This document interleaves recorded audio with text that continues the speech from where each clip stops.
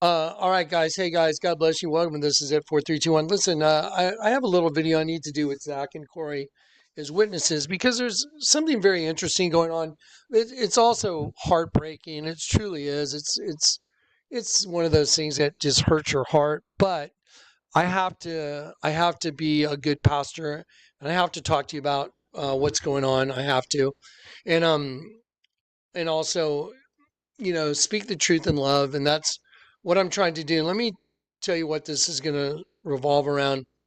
Um, you might want to get up Malachi 3, and then in the show notes, I know you guys know a while back I asked about this guy at the get together, and I'm like, he was wearing yellow pants. I wanted to know.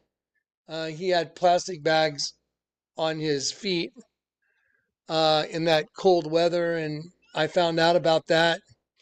And when I found out about that, I started asking around because I wanted to help him. And the Lord put it on my heart that you need to find him and you need to extend to him a hand of charity.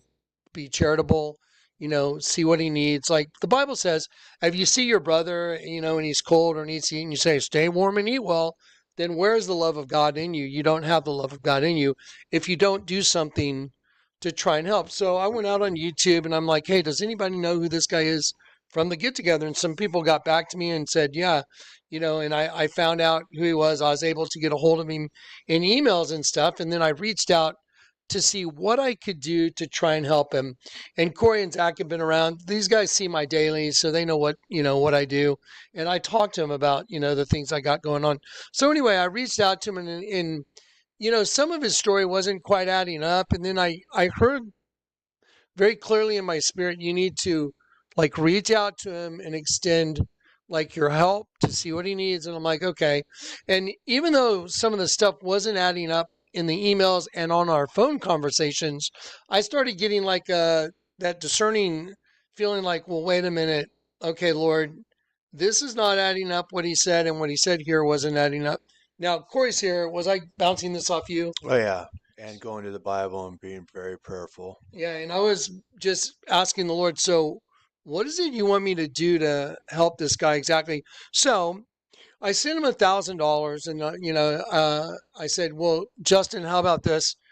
Let me send you some money so you can at least get socks if you need them, some clothes, some shoes, those type things, and let me help you out. And and then he expressed his desire, and I was like, so what's going on with you? Like, who is Justin Fuller? And so he started telling me, a variety of kind of stories that were kind of mishmash, like they didn't really give me a very clear picture. And he was like, he expressed his great desire to come down to San Antonio. And I'm like, you know, uh, let me pray about that because, maybe there's something we can help you with.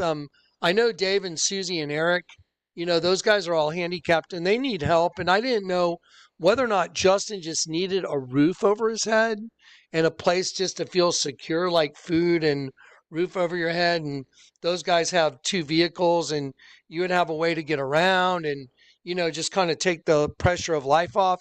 That's what was in my heart to try and help Justin. And so I mentioned that. I mentioned like maybe we could, put you up or something. And I said, but do you have a driver's license? And he's like, oh yeah, I got one. And I go, yeah, because that's kind of a requirement. That at that point, he said, well, I don't have one, but I can go get mine from South Dakota. I think he said, but I've got to get to South Dakota. So I said, well, I sent you $1,000. Is that enough money to get up there from where you're at and get it? Oh, yeah, yeah, yeah. Okay. So anyway, long story short, I don't know how many days, past a week maybe. And allegedly he took the wrong bus, went to the wrong place, did the wrong thing. And then he contacted me again and he was kind of in need again. And I'm like, well, so we just sent you $1,000. And I said, and part of the idea of even coming here was, a driver's license would be a necessity. And he goes, oh, yeah, but now it costs $300 to get my license. And I'm like, okay, well, had you stuck to the original plan, it would have been no problem. So now I'm sending more money, which is okay, but it's starting to not kind of add up. And I'm like, okay. So anyway, I just I pray about it. Corey's watching me. Just go, Lord, I don't get it. I'm not sure. What do you want me to do? And the Lord showed me open-handedness, charity, be charitable. And I'm like, okay. So I just sent him some more money, and I said, why don't you see what you can do, and then let me know if that happens. And then he gets back to me. He's like, yeah, man, I got my license. Da da da da da. And I'm like, well, if you want to get on a bus, and head down here, we can talk about what might work for you, maybe how we could help you in whatever your endeavor is. And so then he was all fired up. He's like, okay, man, I'm coming down. And I had originally mentioned that Susie and Eric and Dave the Wave could really use a hand. And I had mentioned to Corey, I'm like, if he's really got the servant's heart, he'll show up and he'll be like, man, I would love to help those guys. Susie and Eric and Dave are some of my favorite people to be around. I mean, but they're handicapped. They need some help. Anyway, so we were kind of waiting on the whole thing, wait on the Lord. And anyway, and I was expressing to Corey and Zach both, I just have an uneasy feeling. I can't put someone with those guys who are close to me and not vet who this person is, because I don't know Justin. I just met him briefly at the get together, and I was reaching out to help him with his needs. Anyway, so long story short, he comes to town. Zach and I go pick him up. Yep. And we went and picked him up at the bus station. And his communication also was very haphazard. It wasn't clear communication many times. Very kind of off. And so anyway, we go pick him up at the bus station. I thought it was interesting because that's the bus station the night I got saved, the same place. And we picked him up down there, and he got in the car, and I just said, hey, welcome. We'll take you and drop you off. I got him a hotel for a few days so he could be off the road, get a shower, get a good night's sleep, all that good stuff. Anyway, and I put him in a place called the Marriott Courtyard, which also was right after I got saved. I happened to stay there too. This is going to come into play in a little bit. So anyway, so when he gets in the car, we start talking. Hey, I'm just trying to find out, get my feelers out and find out, who you are exactly, what's going on in your life, what your purpose is. Are you just wandering around the streets, or, do you have children? Do you have a wife? And it comes out that he's divorced, or he says he's got children, but he was married in God's eyes, but, not legally, but apparently legally, because he's really far behind, like 20,000 behind on child support, that kind of thing. And honestly, that kind of just really made me go, oh, wow, maybe there's something I can show him on how to get out of, legal issues, because I know my way around the courtrooms from my previous life, the stuff I had to do to get custody of my own kids. So anyway, he's in the car and he's talking about some of those things. And then all of a sudden I went, well, wait a minute. You just went to go get your driver's license and your $20,000 in arrears on child support. How in the world did you get your driver's license? Because, they won't do that. Let me pause this and let me show you something real quick. So just, for the record, the driver's license situation, back child support can prevent a driver's license in South Dakota under Dakota Codified, trigger amount is the arrears of $1,000 or more. So if you owe more than $1,000, you can't get a license. That's what triggers it. And they can revoke, suspend, and da-da-da. And then it shows, some of the penalties for having, and to regain the license, the non-custodial parent must make arrangements to pay their arrearages. Okay, so then I began to ask him just a couple questions, and said, so my question is, how did you get your license if you owe this back child support? Because I know that people that owe child support can't get their license.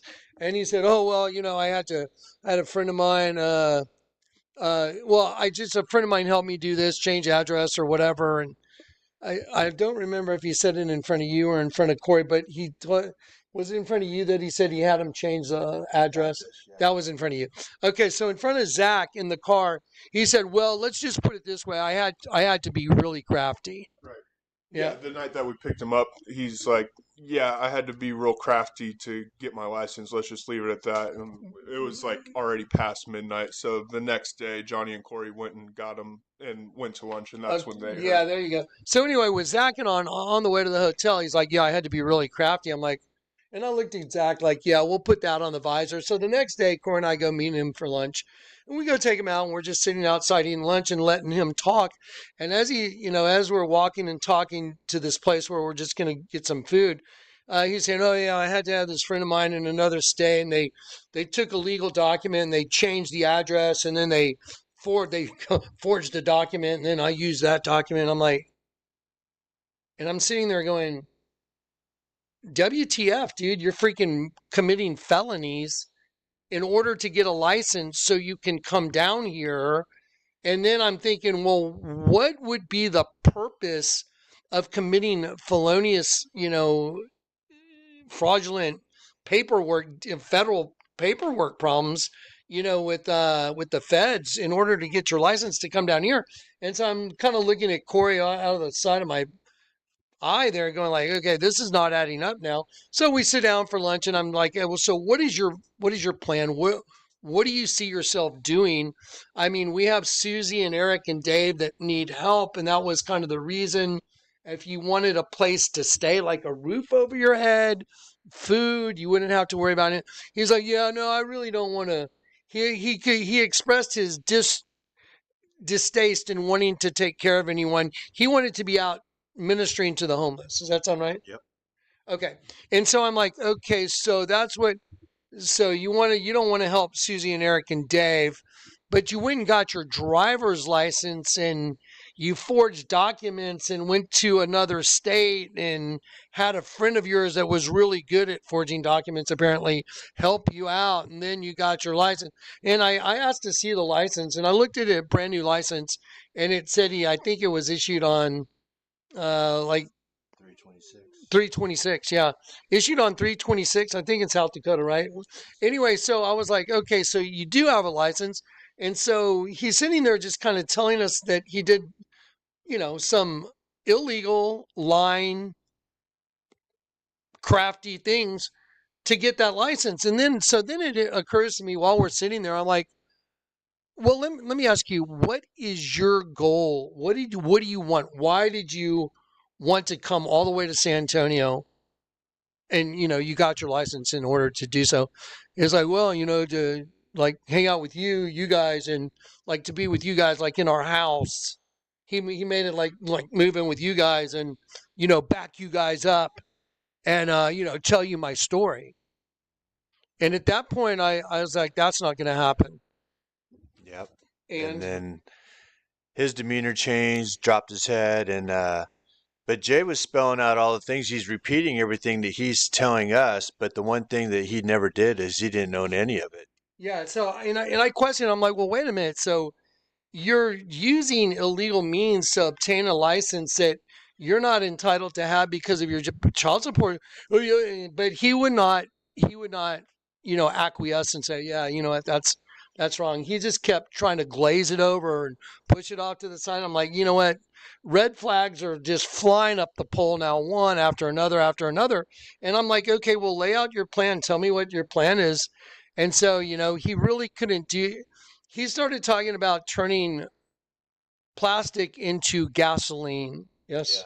He literally, "Oh, I can take plastic, I can turn this much plastic into this much gasoline." I'm like, what does that have to do with helping get people out of here for the end of the world? Dude, you're not making any sense, Justin. I'm just being blatantly, I'm a very strict, guys. I just very blatant, straightforward. Yeah. Yeah, I don't mince words. I'm like, just get to the point, dude. So you want to like take plastic and turn it into gasoline to minister to the homeless? That doesn't make any sense whatsoever. I'm like, so your plan, you're telling me. And then he just got really discombobulated, kind of like an interview that the interviewee was under too much pressure, so he short circuited. And Squeeze the sponge. yeah, and I was kind of squeezing the sponge a little bit just to see what was inside. Okay, so now let's move on from there. So now all these red flags have gone up the flagpole. Okay, and I'm going, man, this is not making any sense. But I'm like, Lord, why did you have me bring him here? What is the purpose of having Justin come to San Antonio, Lord? Because I kept telling Corey, there's something behind this. Yeah. I mean, the Lord's the one that said, bring him here and, have this interview. So I'm like, there's got to be a reason. Anyway, so I'm still kind of putting that on the visor, waiting to see what's going to happen. So then later in the day, drop Corey off, whatever, and I go out to get food for me and Zach and someone else, and I went and got some burgers. And on the way, I called Justin because when I dropped him off the night before at the hotel, I said, "Hey, you're still good on money," which he should have been way good on money. But he's like, "I only got $100 left." I'm like, "Wait a minute, we sent you $1,000, and then we sent you what, like I don't know, 900 or something like that." So he should have had plenty of money left. And he's like, "Well, I've been eating like a king, man. I'm like, okay, but you only have $100 left. That's it in this short of a span." And then I'm starting to thinking, well, is he using? I'm like, maybe. And so then I just kind of put it on the shelf. But then I called him and said, look, I was out getting food for me and the guys. You said you had $100 left. Are you okay with all that? And he goes, no, I'm totally out of money now. It hasn't even been 24 hours. And I'm like, wait a minute, you're completely out of the 100 you had left? And at the hotel I put him at, I told him to leave my credit card open for incidentals. So I said, you know what? I'm in the neighborhood. I'll come by and drop off $100 for you. And he goes, oh, okay, I'm out walking around. No, this is something the Lord specifically told me. Jonathan, if he seeks out your house, you'll know that he's being run by another spirit. And I was in prayer going, like, if he seeks out my house, you mean like if he's in town and he just shows up at my house like, hey, guys, I just came by. I was like, well, that would be weird. That would be really weird. So anyway, so I tell him, look, I'm out getting burgers for the guys. I'll come by and drop you off $100. And when I went to the Marriott Courtyard, he was just arriving, walking, and I went inside. There's a little bar area, and I said, grab a seat. Here's $100. And I went to the lady at the front desk, and I said, hey, do you guys have incidentals on my credit card? And she goes, yeah, there's $57 on it. And then he heard her, and he goes, oh, yeah, man, I got some food and stuff. So that means within 24 hours, he spent $157, not just 100, which I was having a hard time with anyway. I'm like, wait a minute, now it's 157. And so I go and I sit down and I go, look, dude, I got to ask you some questions because stuff is not adding up. You had $100. You said that was just like less than 24 hours ago. Then you said you're totally broke, and I'm coming over here to give you another 100. And you've still put 57 on my credit card for food. That means you spent 57 on food and the other 100's totally gone. What are you using your money on? Are you buying drugs or something? Just be honest. And he's like, oh, no, man. I was like, well, wait a minute. Because I'm not really believing you because the way you got your driver's license was dishonest. You dissembled. You used trickery. You forged papers. You had someone else forge legal documents and presented those as if they were real. That's a felony. And now you're like, oh, no. He goes, well, I've had this toothache, so I've been buying shots of like Jack Daniels or whiskey. And I went, well, why didn't you just come out and say, hey, I have a toothache, so I've been buying some shots, and that's what happened in the 100. But instead, I had to extract the information from him. And then he got real like, oh, and I'm like, dude, why don't you? I said, man, I'm about 100% no lying. You either tell the truth or I'm going to walk. He's like, look, man, you don't understand. You want to see how supernatural this is? And he picks up his phone like this and he goes like this and he shows me the front of my house photographed with the wall outside there's doves on the wall. I got a metal wall out front and I have doves from one of the last get-togethers, the one in Houston. And I have a lot of those doves on this wall. And he goes, look how supernatural. I go, dude, this is exactly what the Lord told me, that if you were to show up at my house, there's another spirit running you. And he goes, oh, it was just, the Lord led me there. I go, no, he didn't. You've been watching my videos. People know where my house is. If you stay close on my channel and you see where my house is, you know about the billboard. I videotaped the garden, all that stuff. And now you're trying to tell me you had no intention whatsoever of trying to find my house. And the Lord told me if this is what happens, it's another spirit. And then he says, "Oh, I swear, man, I swear, I swear, dude, I promise, I swear." And as soon as he started doing that, I said, "Okay, now I know for sure. Now I have my witness of the Spirit. The Lord already told me, like I threw out a fleece. As if this were to happen, then you know for sure, Johnny." And then I was like, "Okay, so now you're swearing. The Bible says whoever swears or takes an oath, instead of saying, 'Let your yea be yea and your nay be nay,' then you know all such communication is from the evil one." And he's like, "Oh, no, it's not. I swear."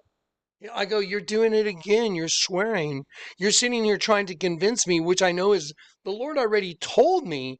So Corey's right here. Corey's right here. He's seen before when the Lord told me to confront Karen Sullivan. The Lord said, "Call her up right now and say she's been speaking contemptuously." And I was like, "Well, I can't just do that, Lord. You'd have to prove to me that." And the Lord said, right in front of Corey, "Is this 100% true?" 100% truth. Yep. That right in front of you, the Lord said, "Open up that book right in front of Corey. She's speaking contemptuously." And I opened up a thesaurus in front of you. What was the word right there in front of Yeah, it? speaking contemptuously. It literally said literally said speaking contemptuously. So last night when he's sitting there lying and swearing to me that it's not a lie, I was like, man, all of a sudden the Lord got a hold of me. I mean, really got a hold of me and looked at him and said, "You've come to your crossroads now. You are at a crossroads, and here's what's going to happen. You will either speak and tell the truth or you will go the other direction. That's all there is to it. In one hand, you'll be able to speak the truth and tell the truth, and it will mean serious consequences. If you speak the truth and tell the truth, there will be consequences, but the Lord will take care of you. On the other hand, you'll be able to lie and get out of the consequences, but the Lord will not be with you. You are at the crossroads." I looked him right in the eye, and the Lord had a hold of me. "You are at the crossroads right now, Justin." And then he was like, "Oh, no, I swear." I'm like, "I'm telling you, you're at the crossroads." And then I left there. I said, "Look, I'm going to go. I'll take you to," I was going to take him to a dentist today to get his tooth allegedly that was bothering him. That's why he's drinking whiskey. I was going to take him to the dentist today and still take care of him, even after he's been lying right to my face. And I came home and I said, "Lord, what is it you want what do you want to tell me about Justin?" I did the same thing. The Lord said, "Just open that book. See, it says Justin Crossroads." And then the Lord told me, look up Justin's name. Justin means like justice, and Fuller means like someone that walks or stomps. And then the Lord said, go to Malachi 3. And we're at the crossroads. When the Lord shows up, he is like a refiner's fire and a fuller's soap, and he will purge the sons of Levi. So I'm telling you right now, guys, this is what I'm saying. The Lord allowed this guy to come to San Antonio in order for me to have this experience, to see that there's a lot of people out there that think they're following Jesus, but they're lying. They're forging documents to get licenses. What was the reason to get the license? To get inside my house. Corey, is that true? Yep. He said, well, I said, what do you perceive you being here? Well, I could be with you guys, like come in with you guys and back you up and, tell you my story. I'm like, that's not going to happen. And as soon as I told him that, it was like I ruined the whole plan for him. The whole thing was ruined. Now think about that. The house with the Lord's name on it. The enemy manipulating somebody to lie, cheat, and steal in order to get inside a house. Stop and think about that. If you haven't repented of that with what's about to happen, let me tell you something. You'll never be able to walk it out. You will never be able to walk this out. So here's what I'm saying to everybody. Guys, if you have lies or stuff that you've done, even if you're going to get in trouble for it, come clean. Just be honest. Rat yourself out. You know what you're doing when you're ratting yourself out? You're ratting out your evil twin. You're ratting out your evil twin, and then your evil twin's got no hold on you because everyone's being blackmailed by their sins. Do you get it? Now, on that note, you're going to watch a video at the end of this, and you're going to see kind of a video Zach did kind of on that nature. You're being blackmailed by your twin. You know the name for a twin is the word Thomas means twin. Anyway, So I wanted to let you guys know. So here's the other thing. If you get a sob story, because as soon as I confronted Justin about this whole thing, I gave him a brand new pair of boots. I mean, brand new boots with, the paper in the toes, brand new boots, clothes, brand new backpack, all this stuff. When he showed up, we showed up with gifts and stuff to take care of somebody. And when I confronted him in the bar of the Marriott, you know what he did? He kicked off his shoes and threw the $100 like, I don't want your shit, man. I'm like, really? You would disrespect that like that? So you're going to be a diesel, like Thomas the Train diesel? And that's exactly what happened.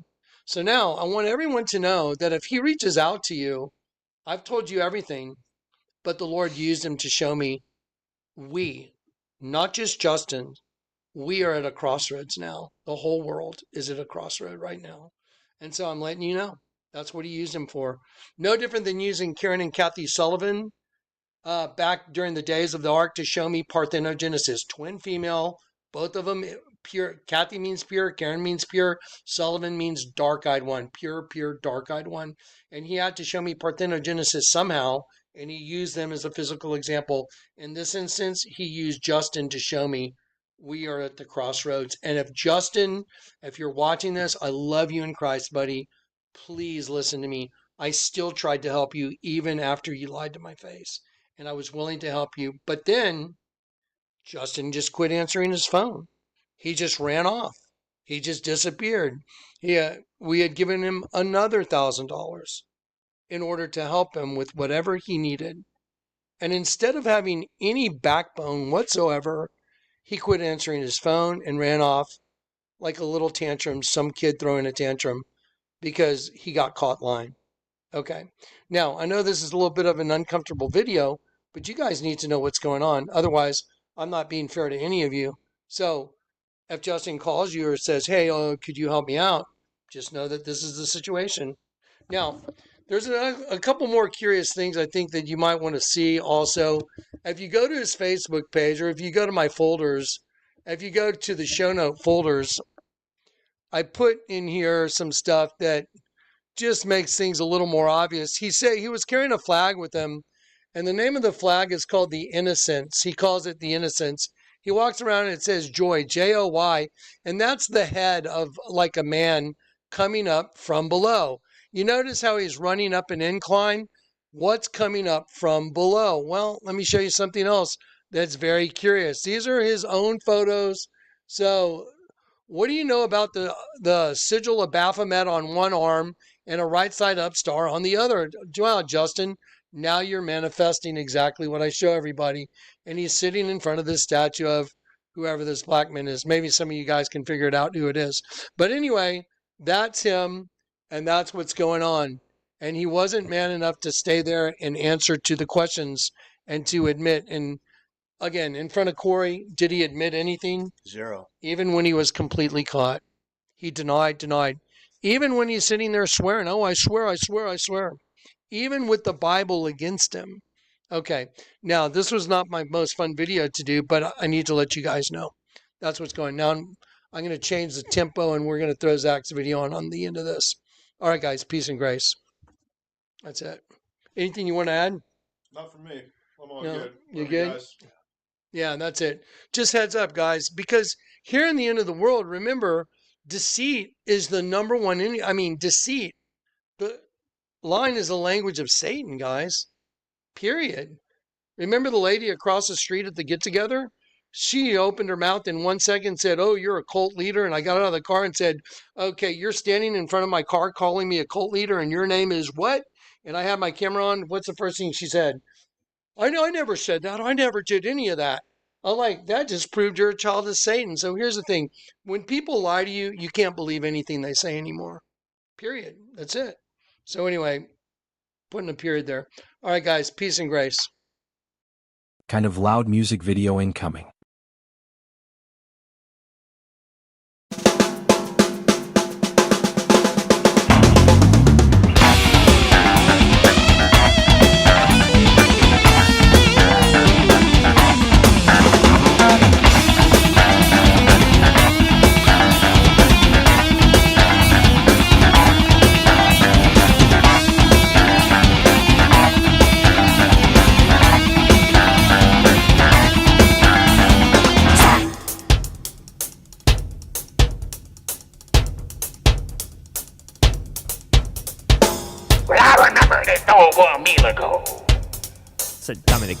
back clear out of a form, Adam Magnus, little sway into his mighty throat. Many a fat other rat met his demise while staring point blank down the cavernous barrel. This awesome prowling machine, truly a wonder of nature, this urban predator. Tommy the cat had many a story to tell, but it was a rare occasion such as this that he did.